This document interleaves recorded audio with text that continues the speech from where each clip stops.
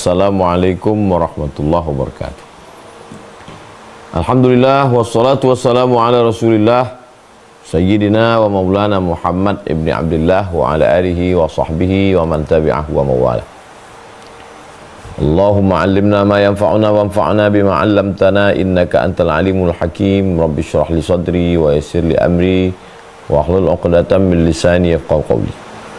Bang Alvin Firdaus beserta seluruh tim yang ada di Pontianak, tim yang ada di Pekanbaru, Bapak, Ibu, Abang, Kakak, Adik, sahabat jamaah semua, sahabat hijrah bersama Ustaz Abdul Somad.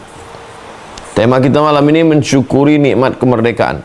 Pembahasan pertama, makna syukur. Bisa dilihat dalam surat Ibrahim ayat 7.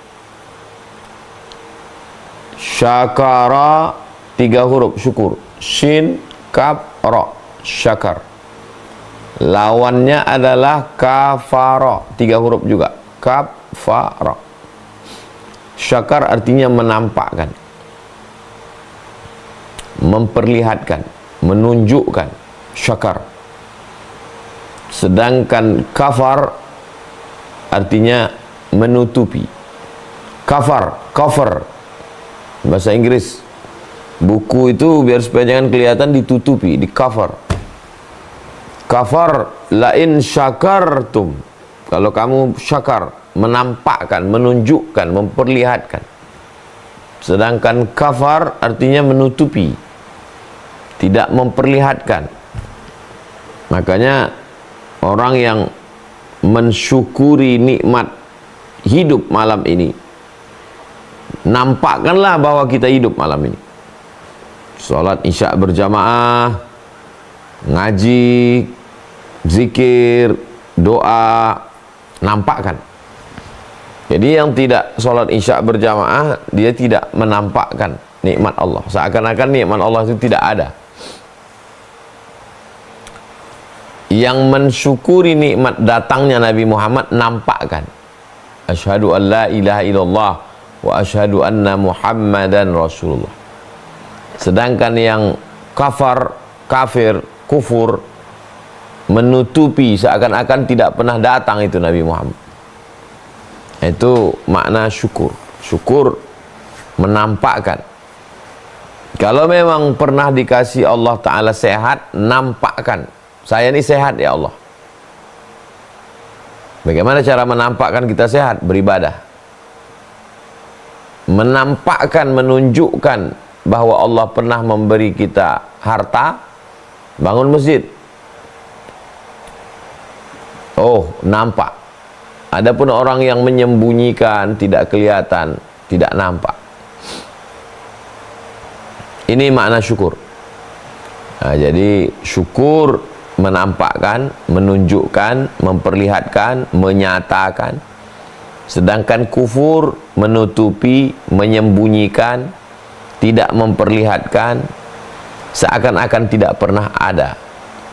Nah, ini makna syukur. Yang kedua, makna nikmat. Apa itu nikmat?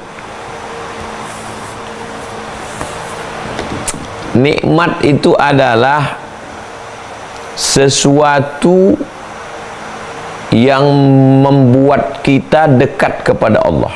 Itu nikmat. Sesuatu yang membuat kita dekat kepada Allah. Nah, itu nikmat. Walaupun bendanya sama, belum tentu nikmat. Ambil contoh handphone. Ketika handphone itu membuat kita dekat dengan Allah, nikmat. Dengan handphone itu kita jauh dari Allah, laknat. Laknat artinya ba'idun 'anir rahmah, jauh dari rahmat Allah. Motor. Dengan motor itu kita dekat kepada Allah. Pengajian subuh besok, sholat berjamaah ke masjid, nikmat. Dengan motor itu justru buat dosa, laknat. Nah, jadi jangan kita menyangka, wah Dia dapat nikmat, padahal dia nggak sholat, dia nggak puasa, dia nggak ngaji, kok dia dapat nikmat? Padahal sebetulnya bukan nikmat, dia sedang dapat laknat. Kita menyangkanya nikmat. Nah ini, jadi Islam itu datang memberikan pandangan baru terhadap sesuatu tentang nikmat dan laknat. Rahmat, kasih sayang Allah menjadi dekat dengan adanya nikmat. Sedangkan laknat membuat orang jauh dari kasih sayang Allah. Ba'idun anir rahmah, menjadi laknat. Apakah sesuatu itu nikmat atau laknat? Mata menjadi nikmat, mata bisa menjadi laknat. Pendengaran menjadi nikmat, bisa juga menjadi laknat. Pengetahuan, akal, pikiran bisa menjadi nikmat, bisa juga menjadi laknat. Lisan bisa menjadi nikmat, bisa menjadi laknat. Sesuatu yang selama ini kita pandang satu sisi, ternyata memiliki dua sisi. Nah, inilah hebatnya ajaran Islam. Dia melihat kita, kita melihat dia. Dia ajak kita untuk melihat sesuatu dengan pandangan Islam, pandangan dari dua sisi. Berikutnya pembahasan yang ketiga, kemerdekaan. Bahasa Arabnya istiqlal. Istiqlal artinya kebebasan untuk mengatur rumah tangga kita secara independen. Istaqalla yastaqillu istiqlal, berdiri sendiri tanpa intervensi orang lain. Itu maknanya merdeka. Kita tidak bisa memutuskan perkara kita sendiri, berarti kita belum merdeka, kita masih terjajah, belum istiqlal. Kita bebas mau buat apa tanpa ada intervensi orang lain, berarti kita sudah merdeka, bebas. Kenapa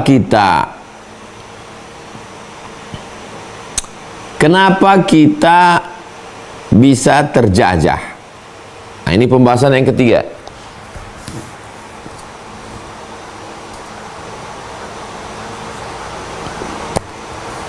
Jadi ketika bangsa barat, Eropa,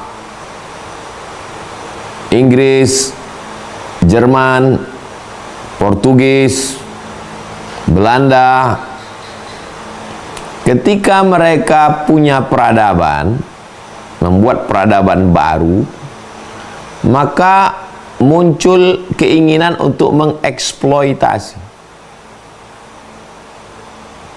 Jadi berawal dari eksperimen,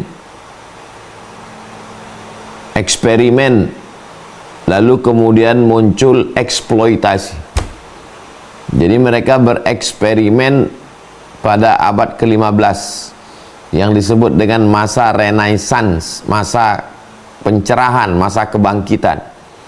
Jadi mereka berdarah-darah juga. Terjadi revolusi terhadap monarki. Monarki artinya ketika raja mati digantikan oleh anaknya. Mereka menghancurkan itu dan muncullah apa yang disebut dengan demokrasi. Lalu kemudian abad ke-16, abad ke-17, selama 200 tahun itu mereka membangun dan mereka berhasil. Maka muncullah negara-negara Inggris, Belanda, Jerman, Prancis, Portugis. Ketika mereka sampai pada masa kenyamanan, mereka ingin memperluaskan kekuasaannya. Dan mereka mencium ada aroma rempah-rempah di bagian timur dunia.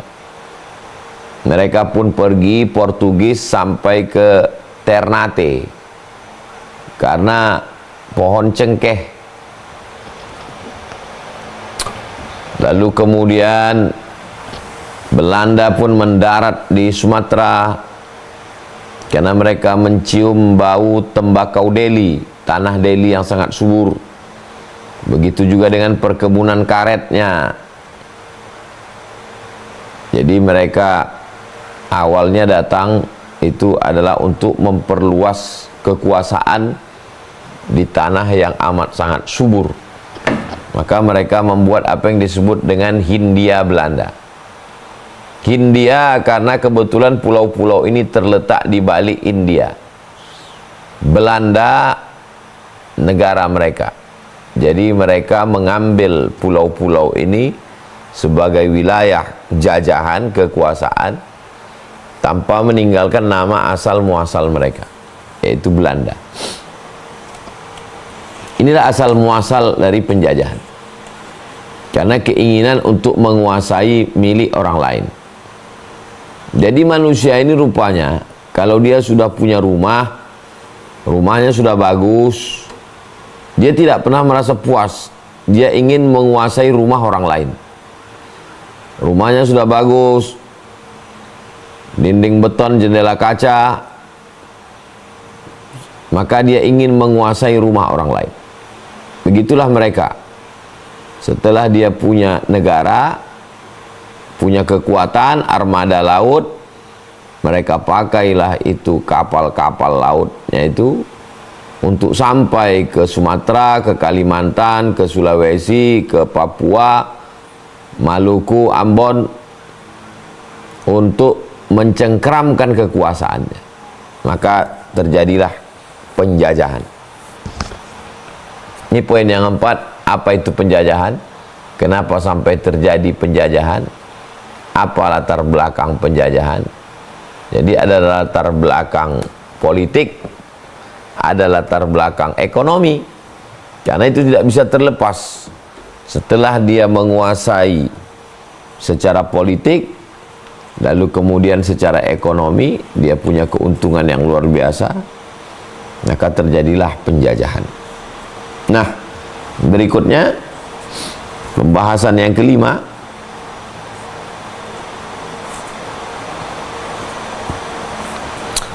bagaimana terlepas dari penjajahan. Maka terlepas dari penjajahan ini, disitulah peran agama Islam yang luar biasa. Satu ajaran Islam yang membuat kita merdeka itu adalah apa yang disebut dengan jihad. Jihad inilah yang membuat kita lepas. Makanya 5 November sebagai hari pahlawan itu kronologisnya didahului tanggal 22 Oktober, 18 hari sebelum meletusnya hari pahlawan, sebelum orang jihad. Maka orang-orang yang berjihad itu dia punya pengetahuan tentang apa itu jihad dan siapa mujahid, dan kalau mati dapat apa. Jadi karena jihad itulah kita merdeka. Kalau mati tidak merasakan sakaratul maut, kalau mati tidak merasakan hisab, kalau mati tidak merasakan azab kubur, kalau mati langsung masuk ke surga. Ini dihembuskan oleh para ulama, terus membacakan ayat-ayat hadis Nabi, sirah, perjalanan sejarah Nabi SAW, sampai akhirnya bangkit semangat umat ini untuk melawan penjajahan. Mereka pun berjihad dari mulai ujung Sumatera, paling atas Tengku Umar di Maulaboh, Aceh Barat. Kata Tengku Umar, kalau aku mati malam ini, aku mati syahid. Kalau besok pagi aku masih hidup, aku akan minum kopi. Itu dituliskan di warung kopi di Maulaboh depan Masjid Raya. Kalau mati malam ini, mati syahid. Kalau hidup besok pagi, masih bisa minum kopi. Jadi bagi mereka hidup ini simpel saja. Hidup untuk berjihad, mati syahid. Itulah makna ungkapan aish kariman, hidup mulia, au mut syahidan, atau mati syahid. Begitu juga dengan Imam Bonjol, kemudian Tuanku Tambusai dari Riau, kemudian menyeberang sampai ke Pulau Jawa, kita dipertemukan dengan Pangeran Diponegoro yang dibuang ke Sulawesi. Di Sulawesi kita bertemu dengan Sultan Hasanuddin, seorang ulama karismatik pula bernama Syekh Yusuf Makassar yang dibuang oleh Belanda ke Ceylon karena di sana dia tetap berdakwah, dibuang lagi ke Afrika Selatan, meninggal di Cape Town, mendapatkan penghargaan dari Nelson Mandela sebagai pahlawan. Nah, ini adalah singkatnya kita merdeka karena jihad. Afghanistan merdeka dari Rusia karena jihad. Bosnia Herzegovina merdeka dari pembantaian Slobodan Milosevic dari Serbia karena jihad. Palestina akan merdeka kalau kita berjihad. Jadi solusinya adalah jihad. Baik, itu pembahasan kelima. Pembahasan keenam, setelah kita merdeka, bagaimana? Apa yang kita lakukan? Maka poin yang keenam ini, apa yang dulu tidak bisa kita lakukan ketika masih dalam penjajahan, maka sekarang setelah masa kemerdekaan ini kita laksanakan supaya kita benar-benar manusia yang menampakkan kemerdekaan. Nih loh, saya sudah merdeka. Apa yang tidak bisa kita lakukan waktu itu? Waktu itu kita tidak bisa menerapkan ajaran Islam karena bagi mereka itu sebuah ancaman. Nah, sekarang kita sudah merdeka, terapkanlah ajaran Islam dari mulai 3 aspek: aspek akidah, aspek fikih, aspek akhlak. Jadi kalau dulu amat sangat tersandra, tidak bisa menjalankan ajaran Islam, jadi sekarang begitu bebasnya setiap muslim. Kalau kita mau menunjukkan kami sudah merdeka ya Allah, tunjukkanlah itu. Apakah pada masa penjajahan itu kita tidak bisa beribadah? Cobalah pergi melihat bagaimana bekas-bekas hukum rodi kerja paksa, pembuatan rel kereta api, tambang batu bara di sawah lunto. Kita melihat bagaimana makam-makam mereka tidak bisa beribadah dengan baik. Saudara-saudara kita yang dimasukkan ke dalam kapal dikirim ke Suriname dari Pulau Jawa. Lalu kemudian bagaimana penindasan manusia diperbudak. Nah, sekarang setelah kita merdeka, kita tunjukkanlah bahwa kami bebas beribadah, kami bebas untuk belajar, untuk sekolah. Maka yang keenam ini adalah kita tunjukkan nikmat kita bisa melaksanakan ibadah secara real, secara nyata. Poin yang ketujuh itu adalah bagaimana tentang pendidikan. Ketika dalam masa penjajahan yang dapat pendidikan, kita tahu Raden Ajeng Kartini, orang-orang kaya, pejabat-pejabat, anak-anak pejabat, anak orang kaya, ini yang bisa dapat pendidikan yang layak. Maka setelah penjajahan ini, kalau kita mau mensyukuri nikmat kemerdekaan, ya kita mesti punya pendidikan. Bagaimana orang semangat untuk belajar karena kita sudah merdeka, dan bagaimana lembaga-lembaga pendidikan bisa murah, tapi bukan murahan, gratis kalau perlu. Kalaupun tidak, jangan sampai mencekik batang leher sehingga orang tidak dapat pendidikan yang layak, yang baik. Kalau kita baca ketika zaman itu, ulama-ulama itu bisa sampai ke Masjidil Haram belajar. Syekh Ahmad Khatib Al-Minkabawi belajar sampai ke Masjidil Haram. Setelah belajar, mengajar pula di sana. Kemudian disusul oleh murid-murid beliau, Hadratus Syekh Muhammad Hashim Asy'ari dari Jombang, Kiai Haji Wahab Hasbullah, Kiai Haji Bisri Sansuri. Kemudian guru mereka Syekh Mbah Khalil bin Abdul Latif Al-Bangkalani. Kemudian di Sumatera ada Syekh Abdul Somad Al-Filimbani pada abad ke-17 18. Di Kalimantan ada Syekh Muhammad Arsad Al-Banjari.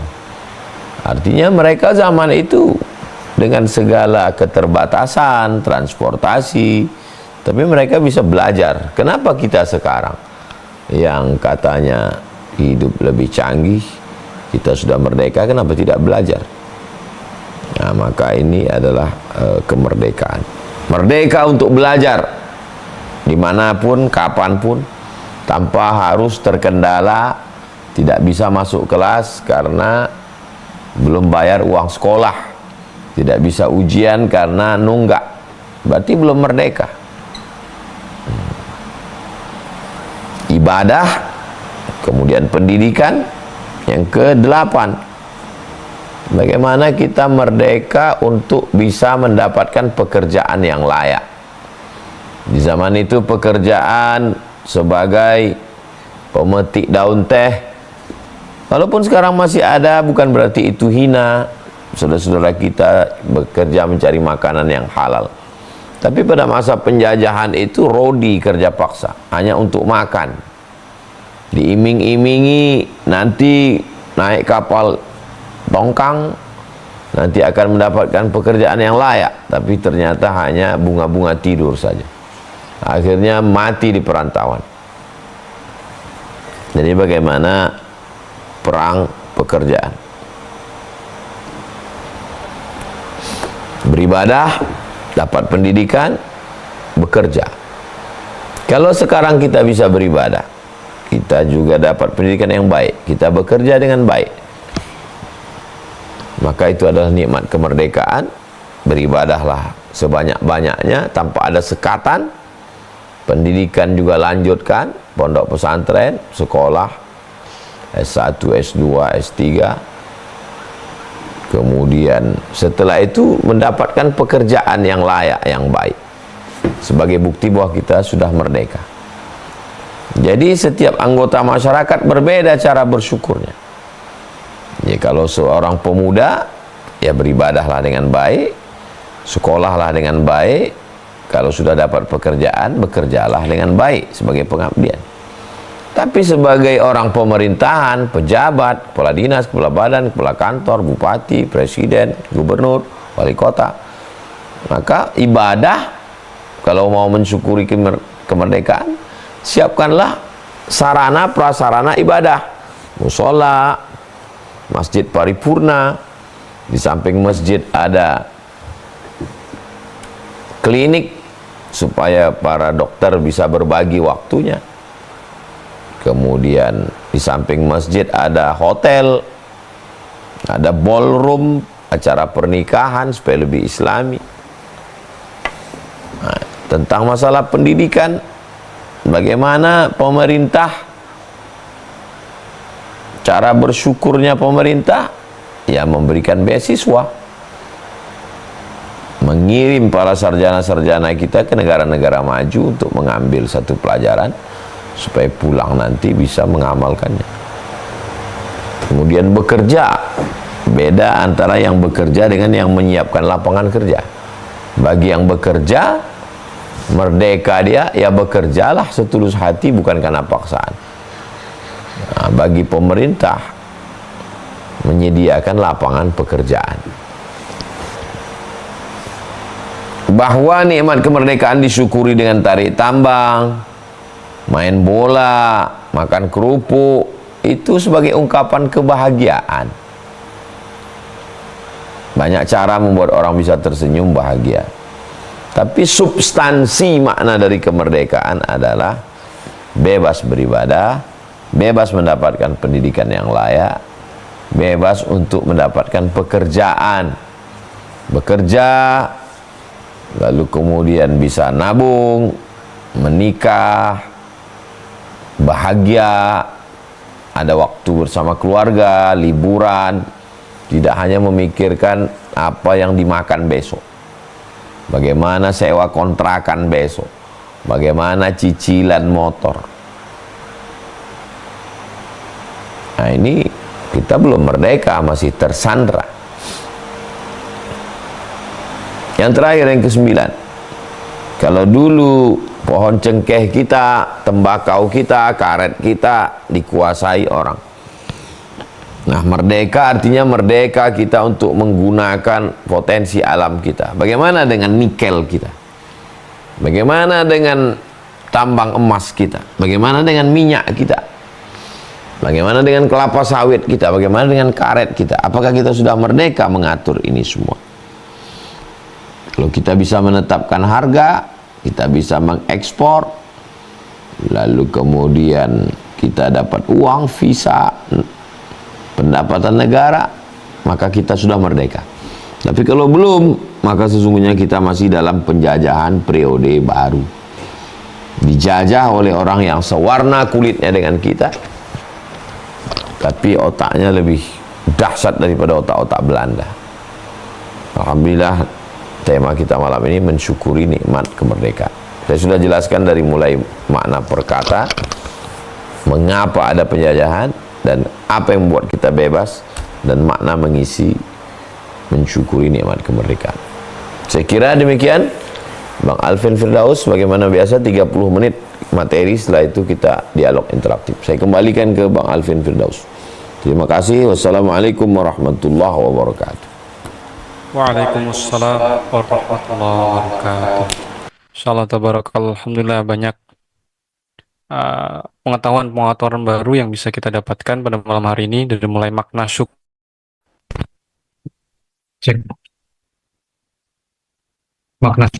yaitu kita menampakkan apa yang sudah Allah berikan, menunjukkan, memperlihatkan. Lawannya adalah kufur, yaitu menutupi. Dan apa bedanya makna nikmat dengan laknat? Kalau nikmat itu adalah ketika digunakan untuk sesuatu yang berpahala, bentuknya ibadah. Kalau laknat adalah ketika digunakan untuk sesuatu yang berdosa, maka itu definisi laknat. Kemudian kemerdekaan, ketika kita bisa merdeka untuk menguasai rumah tangga kita sendiri. Dan Masya Allah, negeri kita merdeka karena ajaran Islam yang begitu mulia, yaitu jihad fisabilillah. Kemudian mengisi kemerdekaan itu dengan belajar pertama, kemudian di sisi pendidikan, pekerjaan kita harus juga merdeka, dan yang terakhir adalah merdeka dalam mengelola sumber daya kita sendiri. Baik, kita akan masuk sesi tanya jawab. Waktunya kurang lebih 30 menit Bapak Ibu ya. 30 menit, kita malam hari ini sampai jam 9. Waktunya sangat terbatas. Saya persilahkan untuk yang mungkin belum bertanya ya. Untuk yang pertama saya persilahkan Bapak Abah Yaman. Silakan. Mic-nya dibuka dulu Bapak. Iya. Assalamualaikum. Saya dari ya. Saya mau bertanya ke Pak Ustadz, eh, Somad, tentang tadi itu tentang kemerdekaan. Pada dasarnya Indonesia sampai hari ini baru, kalau menurut saya ini baru merdeka secara lahiri dia, baru merdeka dari penjajahan Belanda. Padahal kalau kita secara Islam kita masih terjajah, Pak Ustadz. Terjajah dalam arti kita belum, orang Islam ini belum bebas menjalankan syariat Islam secara kafah. Nah, ya, itu yang pertama. Yang kedua, kenapa kita umat Islam hanya merdeka dalam arti melaksanakan syariat Islam itu akidah, fikih, akhlak, sedangkan ekonomi dan politik belum dilaksanakan, Pak Ustadz. Itu aja. Assalamualaikum warahmatullahi wabarakatuh.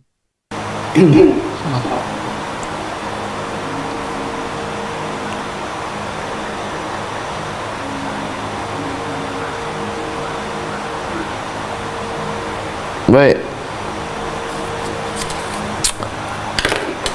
Menjalankan syariat Islam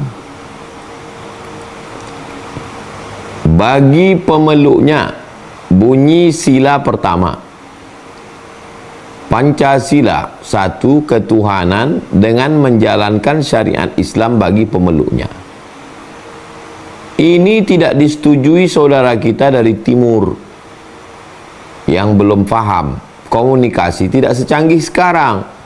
Sementara kita berhadapan dengan Belanda, sekutu, ditambah lagi Jepang, ditambah komunis. Daripada kita sibuk sendiri berjuang, maka para ulama kita berijtihad. Kalau begitu Pancasila kita buang 7 kata, menjalankan syariat Islam bagi pemeluknya. Jadi kalau gitu ketuhanan yang Maha Esa. Begitulah legowonya, berlapang dadanya para ulama kita demi persatuan, demi keutuhan bangsa. Apakah kita tidak bisa menjalankan syariat Islam? Bisa. Melalui apa? Melalui musyawarah, permusyawaratan, sila yang keempat. Bermusyawarah, maka kita bisa menjalankan syariat Islam.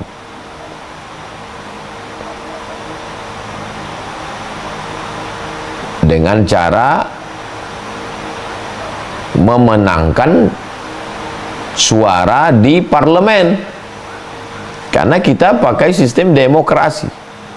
Jadi ketika voting, suara umat Islam besar. Ambil contoh simpel begini, tentang masalah jualan miras di pinggir jalan. Kita mau pakai syariat Islam, bisa atau tidak? Bisa. Parlemen tingkat kabupaten, kita tidak usahlah cerita masalah provinsi, yang terkecil kabupaten kota. Masyarakat muslim di kabupaten kota tidak mau suami mabuk, anak mabuk, mau nyetir mobil tabrakan, berzina, mabuk, lalu mengeluarkan perda, peraturan daerah, tidak boleh jualan minuman keras. Siapa yang mengeluarkan? Yang mengeluarkan anggota dewan. Anggota dewannya berapa? 25 orang. Jadi kalau 15 orang setuju, maka keluarlah perda. Nah, jadi saya mau mengatakan bahwa ajaran Islam bisa dilaksanakan di negara demokrasi. Dengan apa? Dengan anggota parlemen, orang-orang yang peduli kepada ajaran Islam. Ajaran Islam baru dilaksanakan pada akidah, fikih dan akhlak, tidak dilaksanakan pada ekonomi dan politik. Fikih ada namanya fikih siasah. Fikih siasah itu artinya fikih politik. Ada namanya fikih muamalah. Fikih muamalah itu adalah ekonomi. Jadi ekonomi dan politik masuknya ke fikih. Fikih itu hukum Islam. Di dalamnya ada namanya fikih siasah. Itu sudah jadi satu jurusan di Fakultas Syariah. Fakultas Hukum Islam, jurusan siasah politik. Fakultas Hukum Islam, jurusan ekonomi. Itu yang disebut dengan ekonomi syariah. Apakah bisa diterapkan di dalam dunia demokrasi? Bisa. Mana contohnya? Contohnya Nangro Aceh Darussalam menerapkan bank syariah sehingga tidak ada lagi bank konvensional. Jadi kalau bank BCA mau buka cabang di Aceh, ya BCA syariah. Kalau bank BRI mau buka di Aceh, BRI syariah. Bisa. Siapa bilang tidak bisa? Jadi semua bisa melalui parlemen. Undang-undang dasar mengalami beberapa kali amandemen. Nah, itu. Jadi demokrasi tidak membuat kita menjadi tidak bisa menjalankan ajaran Islam, akidah, fikih dan akhlak. Demikian. Wallahu a'lam bishawab. Baik. Pertanyaan berikutnya kami persilakan untuk Bunda Eka Sartika.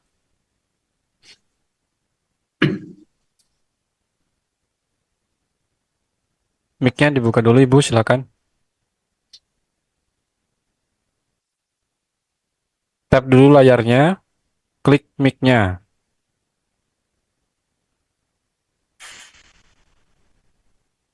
Di pojok kiri bawah Ibu, dengar suara saya? Dengar, Ustaz. Oke, silakan. Alhamdulillah bisa bertanya dengan Ustaz Abdul Somad langsung. Assalamualaikum warahmatullahi wabarakatuh, Ustaz. Saya follower Ustaz yang sering di IG. Kemarin senang sekali waktu lihat Ustaz naik mobil bersama Sami dan Abdin Azahra. Alhamdulillah. Ustaz, ini pertanyaan saya. Sebenarnya mau nanya ini, misalnya tentang orang tua agak keluar dari tema nih, Ustaz. Gini Ustaz ya, agak pribadi sebenarnya Ustaz ya. Saya punya orang tua, masih lengkap orang tuanya, yang sudah sepuh gitu. Kami jauh tapi Ustaz, saya jauh dari orang tua, sementara di sana ada adik laki-laki yang serumah.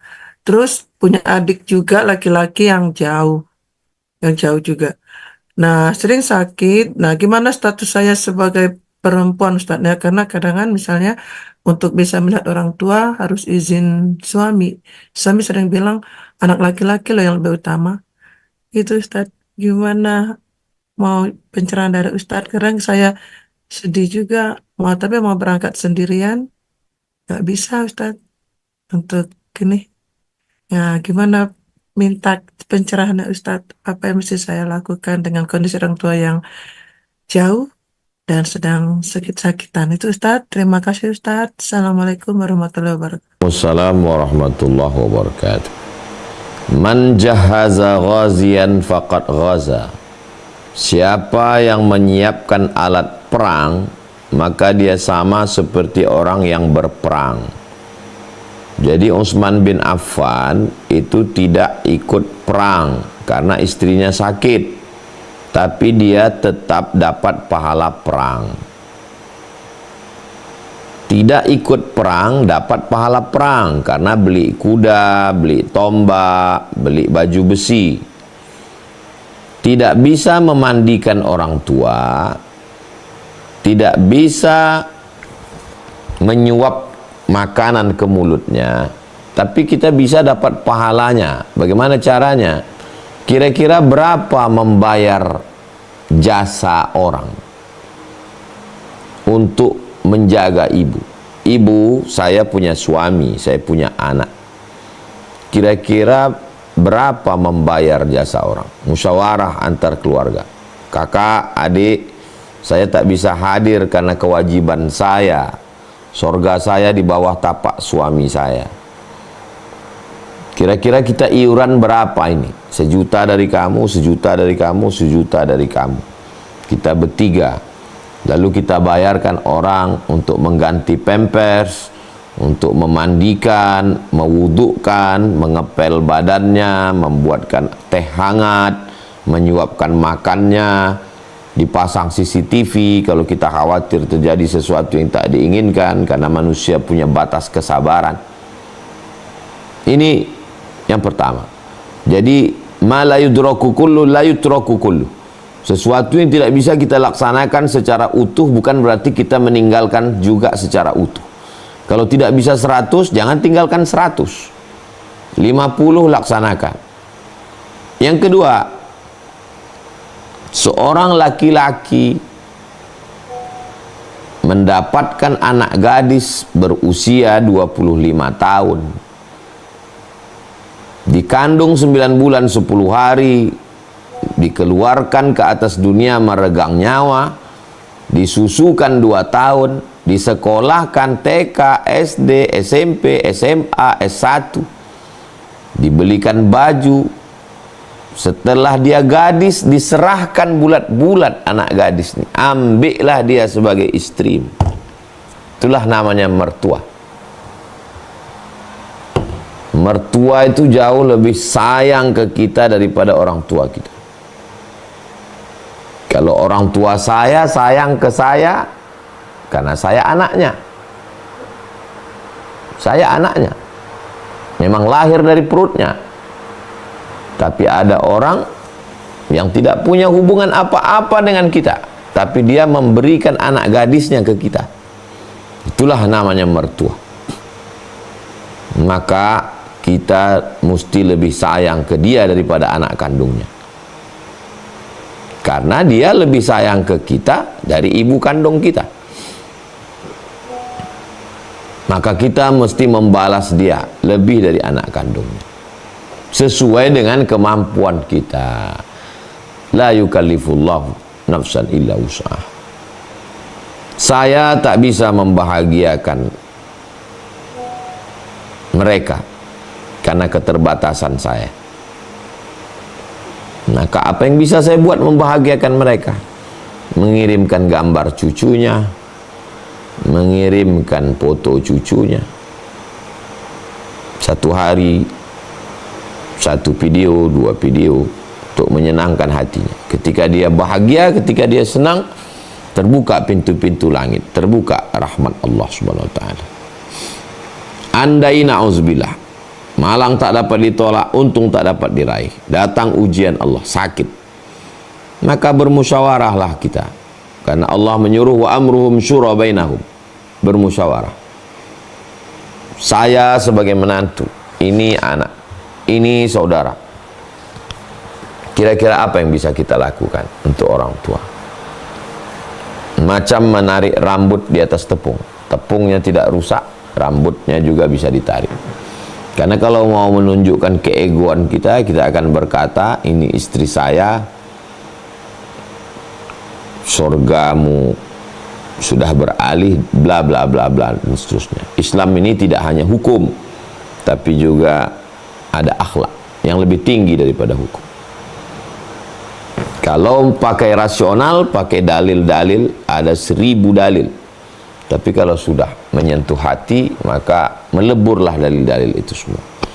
Mudah-mudahan kita lebih mengedepankan hati, perasaan, sehingga kita bisa berbuat baik pada orang-orang yang sudah berjasa dalam hidup kita. Demikian, wallahu a'lam bishawab. Terima kasih. Barakallahu fiik. Baik, terima kasih Bu Eka Sartika. Ya, terima Mudah-mudahan kasih. terjawab. Baik, Nah, satu lagi ya pertanyaan kami persilakan berikutnya. Eh, Ibu Risna, silakan mic-nya dibuka. Assalamualaikum Ustaz. Waalaikumsalam. Izin bertanya Ustaz, tapi ini keluar dari konteks pembahasan kita Ustaz. Ya, Pertanyaan anak, biasanya tuh di kalangan mahasiswa sering terjadi kayak menjoki tugas Ustaz. Jadi pertanyaan anak, apa hukumnya menjoki dan orang yang menjokikan, yang menggawiakan jokiannya Ustaz? man ghasyana falaysa minna. Siapa yang menipu maka bukan umat Nabi Muhammad sallallahu alaihi wasallam. Orang yang menyediakan dirinya untuk melakukan tugas makalah, untuk membuatkan skripsi, disertasi, tesis, ujian, lalu kemudian orang yang membayar, maka semuanya masuk dalam sindikat penipuan, memperbanyak penjahat-penjahat intelektual. Saya menulis tesis saya sendiri, saya menulis disertasi saya sendiri di tengah kesibukan saya kosongkan, tidak ada jadwal ceramah, saya fokus menulis.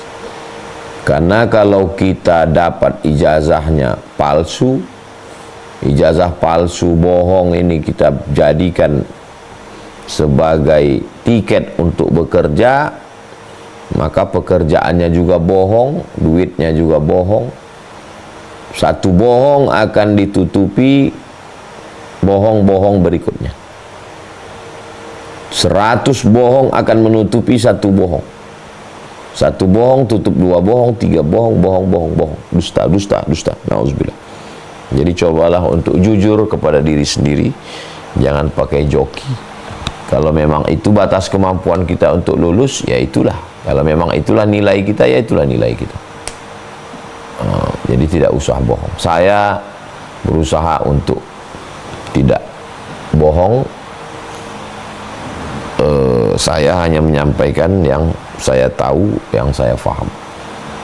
Jadi kalau mau memperbaiki kualitas masyarakat Indonesia, perjokian ini mesti ditindak. Sebagai ustadz saya menjelaskan hukumnya, sebagai penegak hukum, polisi, sebagai pengelola pendidikan, pejabat-pejabat, para rektor, dekan, ketua jurusan harus bersikap tegas. Demikian, wallahu a'lam bishawab. Allah, terima kasih Ustaz Abdul Somad atas jawabannya. Baik, Bapak Ibu yang dirahmati Allah, kita hari ini sampai jam 9 ya, karena setelah ini masih ada agenda lagi untuk Ustaz Abdul Somad. Mohon maaf dan terima kasih atas pertanyaannya untuk 3 orang. Insyaallah untuk yang lain kita lanjutkan di pekan berikutnya. Terakhir Ustadz sebagai closing statement dan juga nanti ditutup dengan doa. Kita tahu Ustadz ya bahwa kemerdekaan negara kita itu hari ini itu diperjuangkan oleh para alim ulama dan para pejuang kemerdekaan. Betapa luas dan betapa terangnya kuburan mereka Ustadz. Karena amal jariah mereka, kita hari ini bisa menikmati kemerdekaan. Pertanyaan Ustadz, hari ini kan kita nggak lagi melawan penjajah. Penjajah Belanda udah tidak ada lagi. Jepang udah tidak ada lagi. Kira-kira kalau para pahlawan itu berjihad dengan melawan, mengusir penjajah, kira-kira jihad apa yang bisa kita lakukan Ustadz? Kalau kita kepingin juga pengen punya amal solih, amal jariah sebagaimana para pahlawan kita. Apa amalan kita, apa jihad-jihad yang bisa kita lakukan Ustaz? Karena jihad ini maknanya bukan hanya berperang Ustaz ya. Apa yang bisa kita isi di kemerdekaan ini? Saya bacakan puisi yang saya tulis 17 Agustus, 4 hari yang lalu. Ketika sekolah rendah biaya, itulah makna merdeka. Jadi yang punya kekuasaan, turunkanlah biaya pendidikan. Yang orang kaya, supportlah lembaga pendidikan. Apa itu merdeka? Ketika sekolah rendah biaya, saat kuliah ada beasiswa, perusahaan-perusahaan buat beasiswa, lembaga-lembaga pendidikan, pejabat-pejabat tamat, tersedia lapangan kerja tanpa ordal papa dan mama. Saat meminang belayan jiwa, tak terhalang biaya pesta, bebas dari 1000 tanya, kenapa belum menikah jua. Punya anak soleh solehah, samawa hingga ke surga, tak dirusak uang belanja, tagihan kredit. Kita belum merdeka, merdeka dari Belanda ya, tapi tagihan kredit, pinjol, membuat sakit kepala, susah lapangan kerja, hidup sedap sementara karena BLT musiman saja. Anak menantu naik karena mertua, KKN, hidup bebas berkarya. Itulah merdeka, tanpa ada kasus menyandra. Mahasiswa bisu 1000 bahasa karena undangan makan bersama. Masih terjajah. Tapi ingat, kuasa tak lama, salah-salah bisa masuk penjara. Selama ini senang sentosa, makan belut, goreng oli dalam belanga, licin, tak tersentuh, untouchable. Licin tak terduga, sain kanan belok kiri rupanya. Sepandai-pandai menyimpan bangkai buaya, sedang cicak tercium jua. Tak ada kejahatan yang sempurna, Gusti Allah mboten sare, kata orang Jawa. Pahami dengan baik, berjuang dengan potensi yang ada pada diri kita sebagai manusia, sebagai mahasiswa, sebagai penguasa, sebagai orang kaya, sebagai rakyat jelata. Insya Allah kita semua akan merdeka dari penjajahan-penjajahan ini, insya Allah. Demikian Bang Alvin.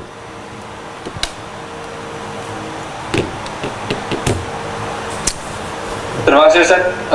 Terakhir mohon berkenan untuk memimpin doa sebagai doa penutup majelis kita pada malam hari.